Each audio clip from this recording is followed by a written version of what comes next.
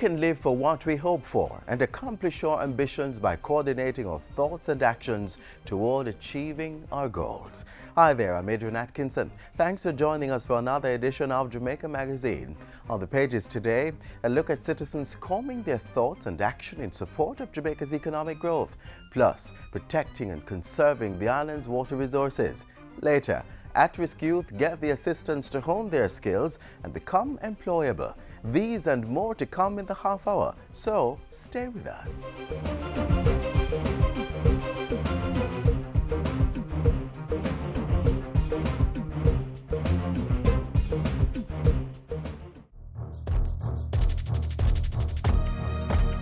You as parish managers, you as regional managers know your role to do your inventory now, to see what you have and to mobilize the country.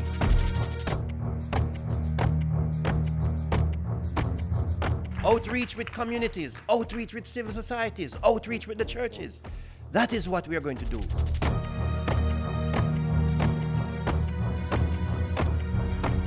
We are going to call on every single Jamaican.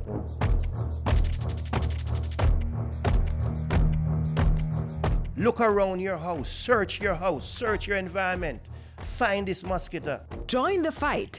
Eliminate the Aedes aegypti mosquito.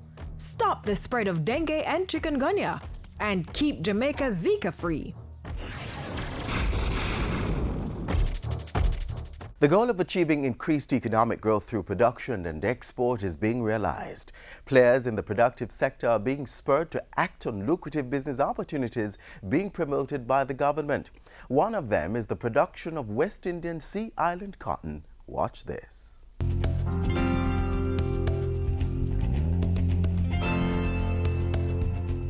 The country is on a growth path, and that means the government is busy facilitating and implementing programs to empower individuals through sustainable business opportunities.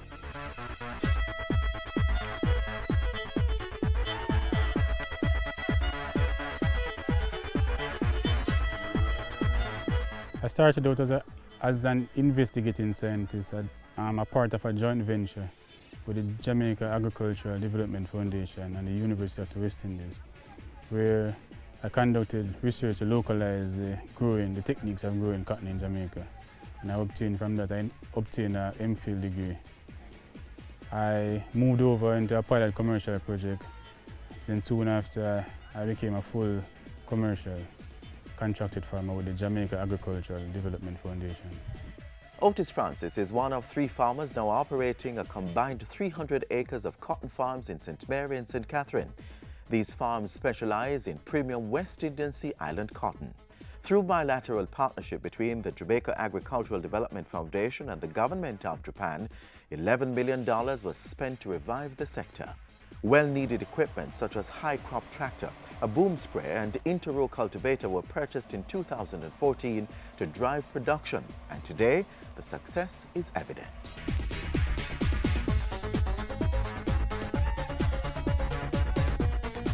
We have reaped or harvested a total of 41,000 pounds of seed cotton to date. That translates into 8,500 pounds of lint. The first positive impact that the equipment will have is the speed at which we can get things done. The speed and the ease. Also, with mechanization, we find that the cost to undertake certain activities is lowered.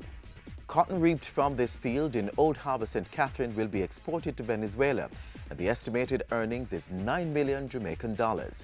This is just a fraction of the potential foreign exchange earning of $1 billion for the country. West Indian Sea Island cotton presents an immense opportunity for Jamaica to increase foreign exchange earnings and thereby positively impact the economy. The rejuvenation of the West Indian Sea Island cotton industry also presents other economic opportunities. When the seeds are separated from the cotton, it can be integrated into animal feed. The seed is very high in protein content, and actually it's being looked at to be incorporated as cattle feed, and that process is actually a reality right now. And the sustainability factor of the industry is also looking good. One most important thing is that we have a are accessible and reliable labor force within the environment. It is good in the sense that 8 months out of the year there's practically job available to the otherwise unemployed. Approximately 200 persons are currently employed on the farms in St. Catherine and close to that figure in St. Mary. And the workers are playing their part to ensure that the sector remains viable. Well, me is the man where spray, plow land, cut furrow, plant, mechanic work on the tractor, also the machine and everything. So from those things all right, cotton must go on.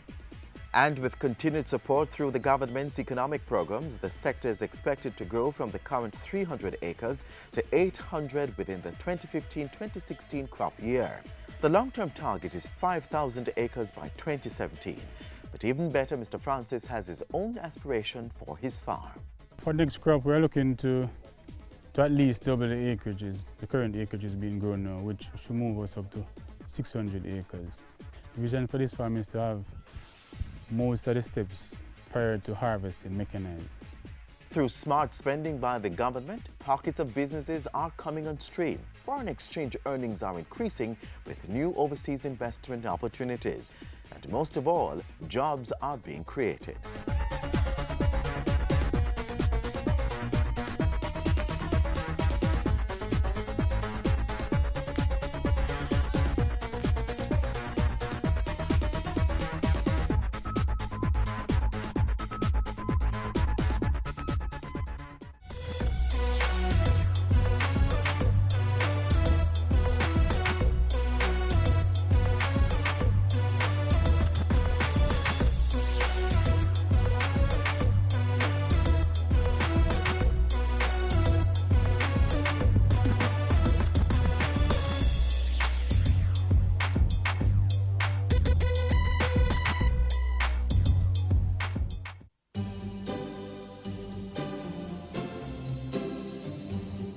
It keeps our bodies working, our food nutritious, our living and working spaces clean, and our lives comfortable.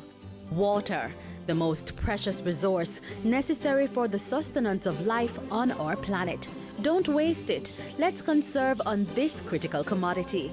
In the house, invest in storage containers and buckets. Take quick showers instead of long baths, and invest in water-efficient shower heads, toilets, and faucets.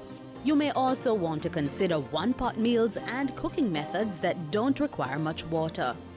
You could also wash fruits and vegetables in a bowl and reuse the water on your plants or grass. When cleaning dishes, fill both sinks and use one for washing and the other for rinsing.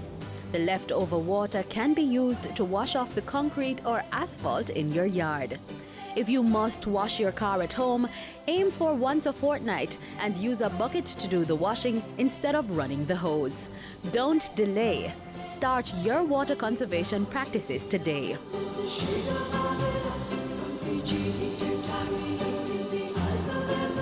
Part of achieving sustainable development and economic growth involves putting safeguards in place to protect against natural disasters.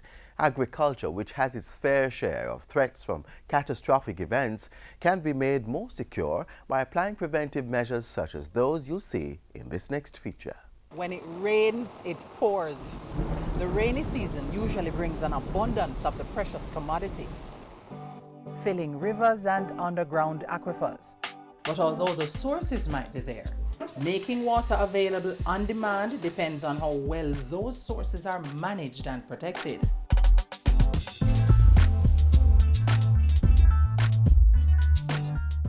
Some 84% of the water we use comes from groundwater stored in underground aquifers. The Water Resources Authority is the agency of the Ministry of Water and Housing, which has the primary role of protecting, conserving, and allocating water for use from these sources. And in carrying out these functions, it collects data on water quality as well as groundwater levels across the island. We are maintaining our allocations in keeping with the assessments that we have done. It's just like a checkbook. You balance your checkbook, you know how much money is going in, how much is coming out, and you want to keep a certain balance inside it that we have to keep for certain reasons. This process is to ensure that we have a regular supply of water flowing through our taps. That balancing act depends largely on an important sequence of events called the water cycle. By transferring water from one reservoir to another, river to sea and to the atmosphere and back, water in our aquifers are replenished. But Mother Nature doesn't always cooperate. An increase in temperature is likely to mean less rainfall, which would then force the authority to lean more heavily on underground sources such as wells. Problems like prolonged periods of drought and seawater intrusion in reservoirs along coastal areas, limiting the availability of clean fresh water. One solution: conservation. And that's where you come in. While the Water Resources Authority manages and protects water sources, each of us has a role to play in managing the water we use. At home, school, or in places of business, water conservation is everybody's business. While the supplier or utility company focuses on efficient transmission and distribution, consumers must also help. And in helping to conserve on water, we help ourselves. Use less, pay less. Besides conservation, there are steps consumers can take to rein in water usage. Another solution: low flush toilets. Which basically gives you a very, like 1 gallon of water to flush, compared to like 4 or 5 gallons from a regular sized toilet. Urinals are also being made with 1 liter per flush. You can see that, and there are automatic eyes on them that once you step back it flushes and stops. Then there are those basic tips that govern regular routines.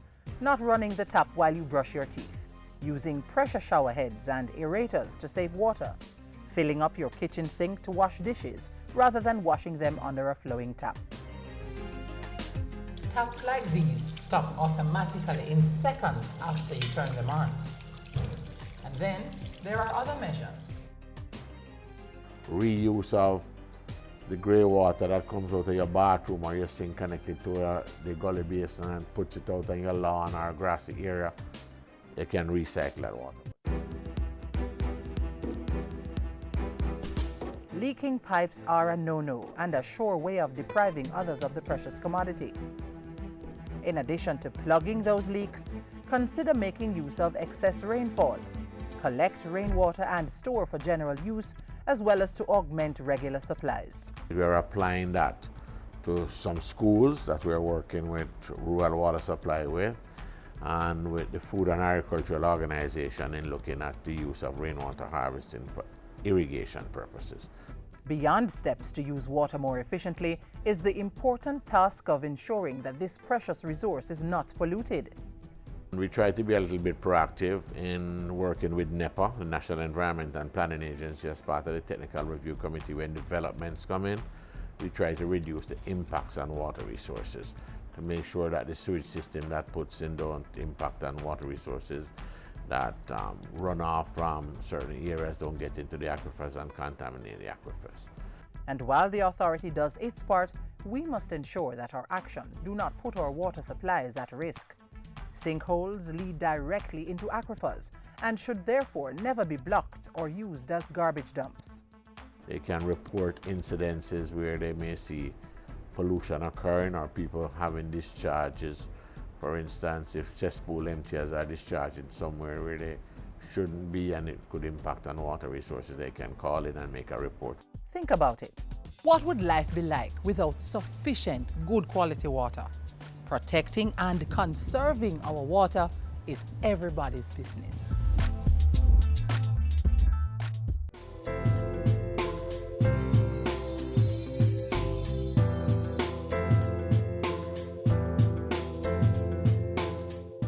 When you're on the road, take your time. When you're on the road, bear this in mind. When you're on the road, you could save a life when you're on the road.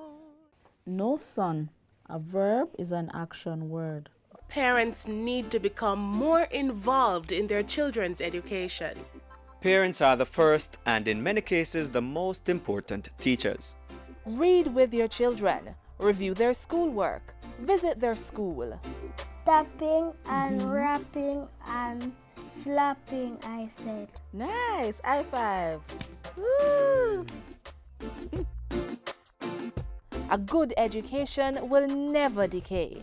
At-risk youth in urban communities have been getting assistance to hone their skills and to improve their employability through a youth empowerment program. It's administered through a private sector stakeholder coalition with public sector partnership. More in this feature.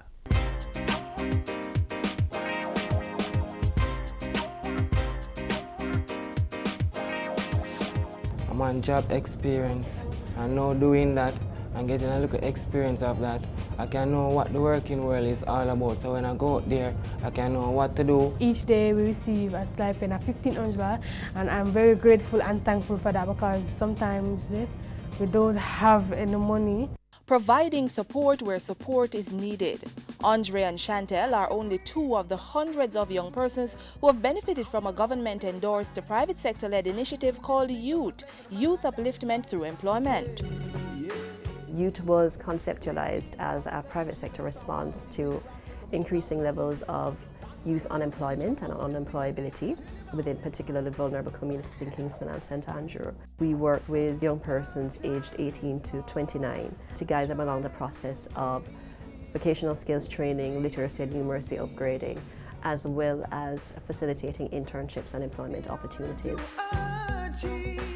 Youth has been around since 2011. While it's primarily driven by the private sector, critical government partnerships have been forged. We have worked with the Jamaica Foundation for Lifelong Learning to facilitate the training of what we call our pre-skills program. So that's basic literacy and numeracy skills support. We have also worked with the National Works Agency as well as the National Youth Service in providing training for young persons in business administration as well as education. We have a particularly innovative construction skills program that we undertake with the support of the National Housing Trust, JEEP, as well as the Heart Trust NTA. And it is a one-year initiative that is designed to train young persons in construction skills, where young persons are currently engaged in classroom as well as on-the-job placement. And participants testify to the impact it has had on their lives. Chantel and Andre are part of the Youth Build project, and they speak proudly of how much they've grown since their involvement with youth. There's a lot of changes in my life, and I give thanks for a young man like me. Things that I usually do, I find myself stop doing it just because I have a youth and I'm going out now and trying to make it a better off for him. I would like for the persons who started this program to continue it for the young generation, just the youths them out there in the garrison that don't hear the news, get the word spread to them, and give everybody a second chance, get everybody deserve a second chance, and I hope it continues. I don't want it anywhere. Youth organizers were very deliberate in their selection of participants, singling out the most vulnerable and most deserving for assistance. The selection of the communities was very much guided by the community profiles produced by the Social Development Commission, as well as any data available on youth unemployment and unemployability, studies done by the World Bank, Inter-American Development Bank, etc. It was also guided by in-depth community consultations. Besides providing job placement opportunities, the youth program also has an entrepreneurship component. Our entrepreneurship program has two main components. One is the Junior Achievement Model, which we do in partnership with Junior Achievement Jamaica, where they train our young persons, guide them through the process of writing their business plan, going through product testing. We actually have a group now who are doing their semi-liquid seasoning. So they're working with the Scientific Research Council to actually get all the requisite sign-offs to get it into the market. The second is an incubator-type initiative where support is provided for business opportunities within the private sector. Youth has yielded good results, and the program, which was initially intended to be a 2-year intervention, is already set to be expanded. One of the larger mandates for youth was to challenge the whole notion of social exclusion and to tear down some of the concepts that we've had about inner city communities, and to provide a meaningful way of bringing young persons who have been traditionally excluded from the formal workspace and to kind of tear down some of those barriers. So there are plans afoot to continue that, and certainly for Youth Build, I know that a Cycle 2 is in the works. If the program is to continue to achieve success, your help is needed.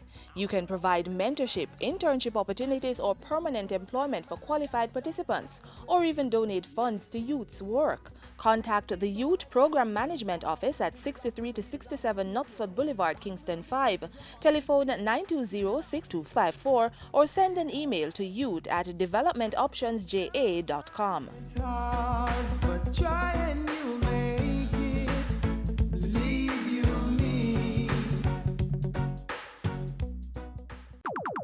All the people them with a Zig V, hold up your hand. Zig V in the Caribbean territory, but we now want that virus take set pan we. So make sure send no stagnant water inside and mash up all mosquito breed inside. More hole in the tin them where you dash way and change the water in your vase every day. No later dispose of your garbage proper. You know them the thing that we turn drain backer. Tour your community and tour your yard for suppress mosquito. We have figure hard dash we old tire turn over drum pan for prevention is the greatest weapon. And special shout out to pregnant ladies. Protect yourselves and protect your babies. Draw for your zapper and your mosquito spray. If you do all that we can to keep them away. For we know what's in vain. Up next, our news of the week.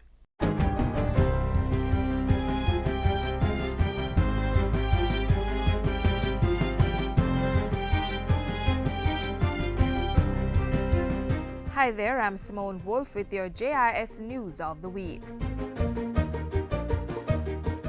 We will be investing in the University Virology Lab to ensure that they have the capacity. That will take about another 3 to 4 weeks to make sure the equipment that they need is imported. They have ordered it already. That was one of the measures announced this week as the Health Ministry prepares for the possible introduction of the Zika virus to Jamaica. Minister Daly revealed that $200 million had been budgeted for Jamaica's Zika preparedness and response plan.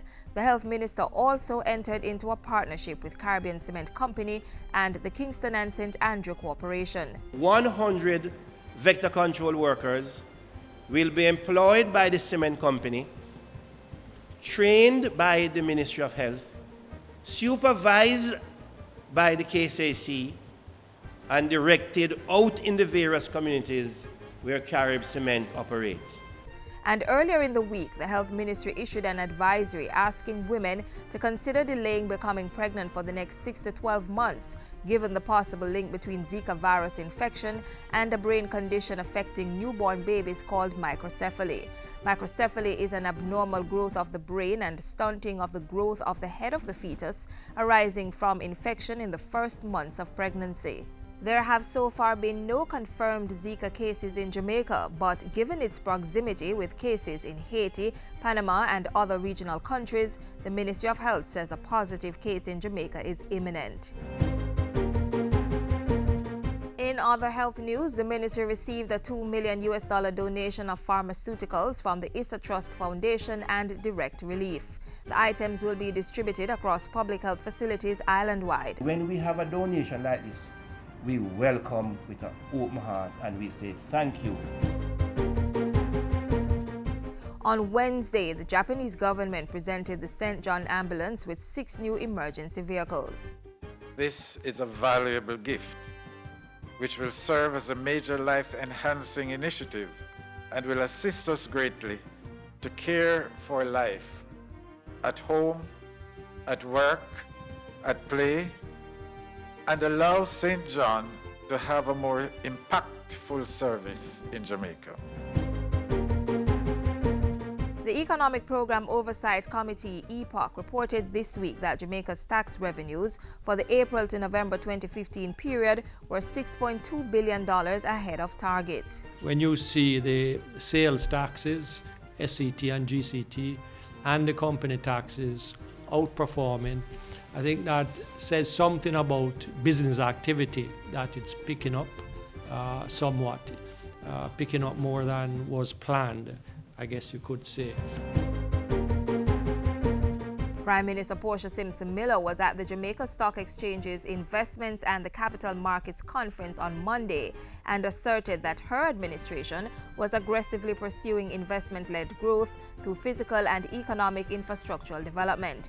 She also expressed pride at the JSE being assessed as the best-performing stock market for 2015. I congratulate the Jamaica Stock Exchange on this signal achievement. This is undoubtedly one of the clearest signs that the Jamaican economy is improving. During a 3-day official visit to the island, Director General of the World Trade Organization, Roberto Azevedo, endorsed the government's economic reform program and particularly its efforts to expand trade. I think that trade facilitation is extremely important, particularly in island states like Jamaica, where interconnectivity is a problem, where the costs of trade is usually higher, lack of scale because of the size of the economy. So lowering the costs of doing trade is absolutely fundamental if you want to benefit from trade. And Jamaica is doing tremendous steps in that direction. Labour Minister Dr. Fenton Ferguson announced in Parliament this week that the national minimum wage would be increasing from $5,600 per 40-hour work week to $6,200. The minimum wage for industrial security guards will also increase from $8,198 per 40-hour work week to $8,854. Government is appealing to those employers who can pay wages which are higher than the wages set out in the order to do so. And finally, several new measures by the police to reduce crime in 2016 took effect on Monday.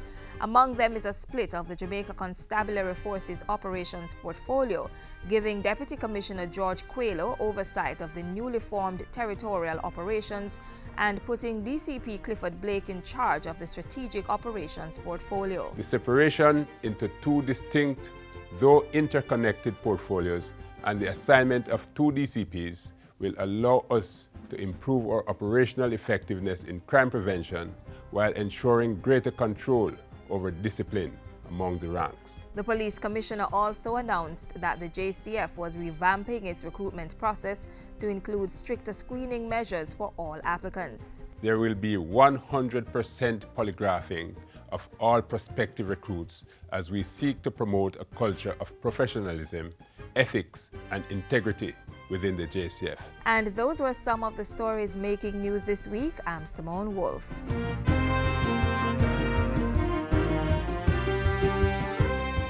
This is the Aedes aegypti mosquito that spreads the Zika, chikungunya, and dengue viruses.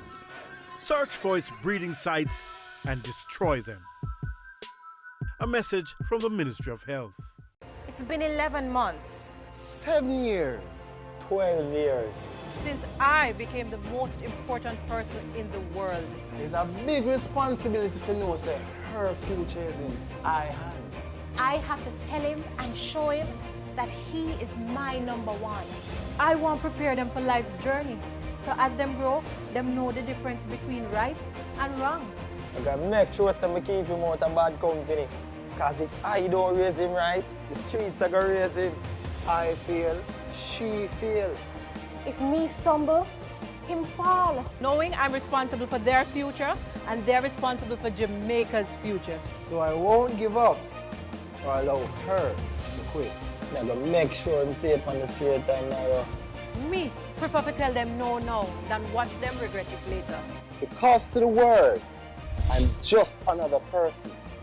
But to my child, I'm the whole wide world.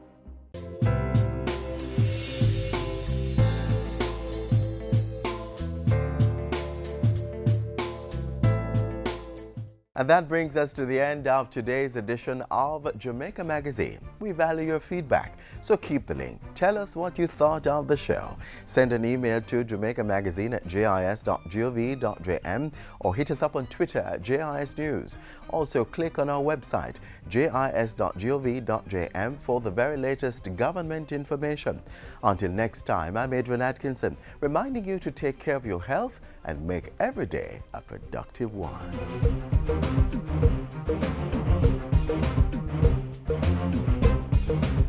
This has been a production of the Jamaica Information Service, the voice of Jamaica.